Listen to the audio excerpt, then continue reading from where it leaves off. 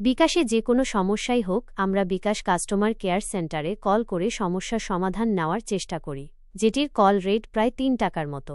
অন্যদিকে বিকাশ লাইভ চ্যাটের মাধ্যমে চ্যাট করে সমস্যার সমাধান করতে পারি ফ্রিতে, তাও আবার অনেক কম সময়ে।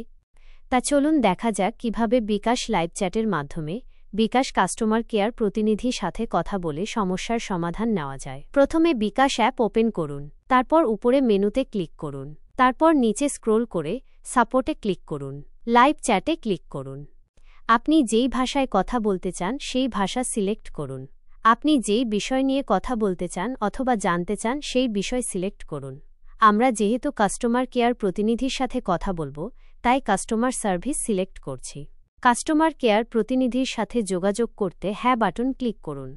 এখানে বলা হচ্ছে আপনার চ্যাটটি ভবিষ্যতে প্রয়োজন এবং সেবার মান নিশ্চিত করার জন্যে স্টোর অথবা মনিটর করা হতে পারে, এবং কাস্টমার সার্ভিস প্রতিনিধির কাছে ট্রান্সফার করার আগে আপনার কিছু তথ্য দরকার। নিচের বক্সে ক্লিক করে আপনার নাম লিখে সেন্ড বাটনে ক্লিক করুন। তারপর খালি ঘরে আপনার মোবাইল নাম্বার দিয়ে সেন্ড বাটনে ক্লিক করুন। ক্লিক করার সাথে সাথেই চ্যাট শুরু হয়ে গেছে।